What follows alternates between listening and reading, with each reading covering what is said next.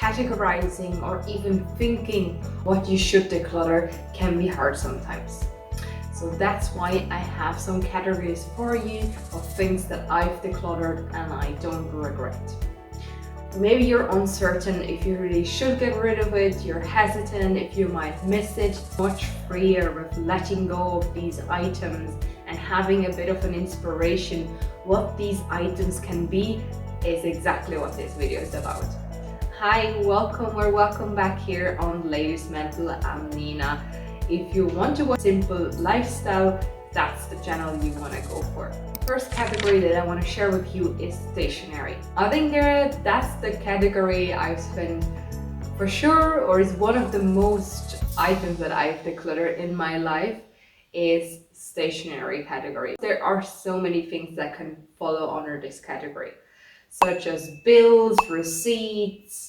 It can be just pens, highlighter, paper, all that kind of things. But if you're accumulating that much, you need to get rid of them. So get rid of old bills, receipts, or even documents that are goes with books. If you have books in your house, they're just standing on the shelf or sitting there, you've never touched them, or even haven't finished the book and just left it midway, get rid of them unless they have a value. We'll mention that a couple of times now in this video is duplicates. Do you need the same exact pen in the same color? So many highlighters, sharpeners, everything that you have probably duplicates is not worth to keep. Start with that. Notebooks that you haven't even used, school and university materials that you had to get or you're still storing. There are things you can get rid of. Even if you're the oldest sibling and you might think your younger ones could need them in the future when they're in the same grade as you are now, it will be probably not the case. Might be they're changing the school books, they just digitalize it. Even if you're in university or you studied something and you're not currently making any exams or in the last bit of your education, you can get rid of them or just keep the ones that you probably will always come back and search the information for. Nowadays, you might have also the option to get your books and your study things online, like an ebook that you can purchase. I saw it with myself, and when I'm not sure of something or I need to research it, I'll probably do it on the internet and I'll not grab my books which I kept in a shelf, and that would be my stationery tips. The next category, we have gifts. For sure you have received gifts that you don't want, they might not fit in your aesthetic or is not that appealing to you and you feel guilty. I can tell you, it will not make your life easier if you just keep them. If they're not fitting you and they're more a burden, just throw them away, make a picture, keep them somewhere. If you really can't get rid of it, if it's something that you need to keep for some reason or it has some sentimental value, like you have inherited or something, but still then it can be freeing of letting go of that old pressure, burden and the heaviness of just owning that item and always wiggling it around where you should keep it. And another thing that I used to kept is gift cards, like birthday gift cards, and I thought like it's nice, my family members, friends and so on, they gift me this lovely card with such a nice printout, and I stored them in a box. Over the time it just exploded almost in that box and I had to make a change. If it's not exactly a specific card that you have such a big amount of value on it, or you want to have them in an album or something, or a personal diary, yeah, keep them. But the majority of the cards, gift cards, birthday, anniversary, communion and all that, don't keep them. You're just storing it. If you're going for holidays, you want to bring a souvenir, but you just keep it for a couple of times in your house, you use it for a while, it might be a different quality than you expected in the beginning, it's running out, it's washed off, it's not fitting your day-to-day life. These kind of things, those souvenirs, or if you're even getting them as a gift from your family members who went abroad or just came back from their holidays. If it's not something that you specifically look for, or mental to you, or you just love it, it's a thing that you can get rid of souvenirs. And the same goes if you're in a store or you're in a certain event, having free samples or promotions of items from companies or cosmetic.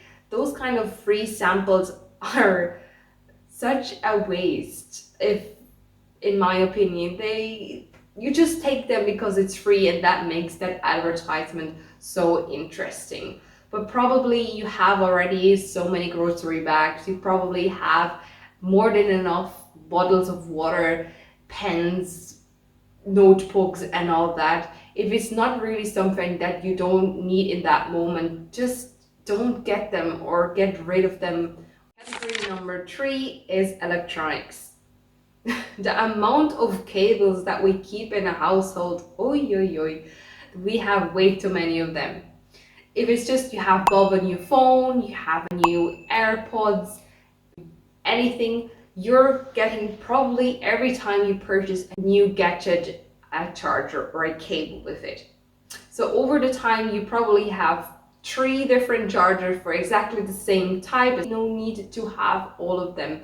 Just declutter them, have them in a box if you need them for specific occasions, but there's no need for duplicates. Just get the ones that are in good quality, give you the result of charging, and the other ones just declutter them, bring them to a charity or lend them or even give them to someone that could need them. Also, if you have too many cables, like in your nightstand drawer, it will be always messy. It's just like a little side tip that I want to give you. Have a little box or just one charger in your bedroom or at your nightstand. It will save you so much time of not getting messy all the time, and it's organized. All devices, such as an old PC that you still have. You have upgraded your phone, but you still thought you keep that phone as an upgrade in the case the display is broken or whatever happens to the new phone.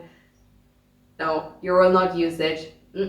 Just get rid of it, sell it if you can, or bring it to a charity or recycle. If you're having one-way electronics or devices in your house, such as waffle maker, cotton machine, ice cream machine, that kind of things that you use just once in a while, is probably not something that you need to keep in your household. We're coming to the 4th category, which is personal things, items as such.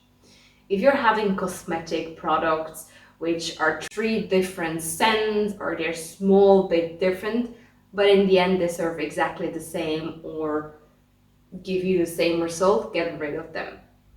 You don't need exactly 2 moisturizers, just keep one. Don't have like a day or night unless it's something that you really need for certain reasons, but otherwise you're completely fine with just one thing, in my opinion.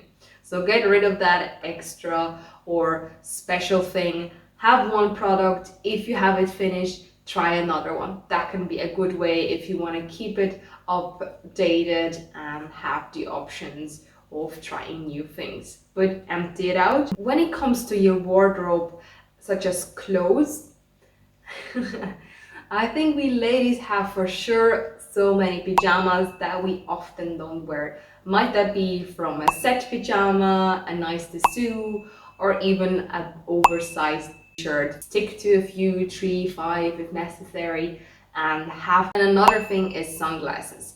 Just keep 1 or 2 sunglasses. Don't go with just trends and that you can wear with just exactly that aesthetic. Find something that you can verticalize with different outfits. The same goes with scarves. Do you need exactly 3 different shades in almost the same color? Get something that is in your color palette that you wear often in your wardrobe. It can be a statement piece or just a capsule thing that you can wear all around the season. Keep the basic, keep it for a seasonal thing, but don't go always with special occasions. We're here for decluttering. I know it might be a lot for you to take in, Take your time, start with a category, or just start from what you remember, come back to the video, and that helps you out as well.